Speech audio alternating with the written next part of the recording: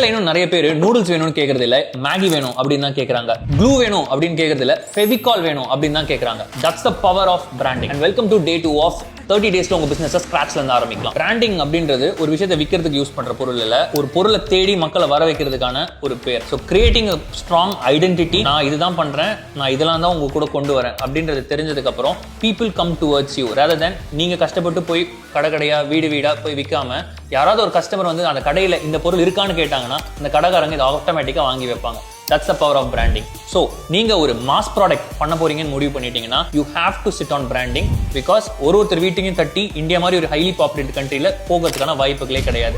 எல்லாரும் உங்களை தேடி வரணும்னா branding is the most important thing that you should fix in your business. ஏன் இன்ஃபேக்ட் ஒரு பேப்பரை காப்பி பண்ணணும்னா இன்னும் ஜெராக்ஸ் எடுங்கன்னு தான் சொல்றாங்க. ஆக்சுவலா ஜெராக்ஸ்ன்ற ஒரு டேர்மே கிடையாது, அது ஒரு பிராண்ட். அந்த மிஷினுக்கு வச்ச பேரு தான் ஜெராக்ஸ். இப்படி ஒரு விஷயத்தை நீங்க கன்சியூமர் மனத்துல எடுத்து வந்துட்டீங்கன்னா they are going to be forever loyal to you. So இதே மாதிரி உங்க பிசினஸ்க்கும் ஒரு அன்ஃபர்கெட்டபிளான ஒரு பிராண்ட் ஐடென்டிட்டி கிரியேட் பண்ணணும்னா ஜஸ்ட் பிராண்டிங்னு கமெண்ட் பண்ணுங்க.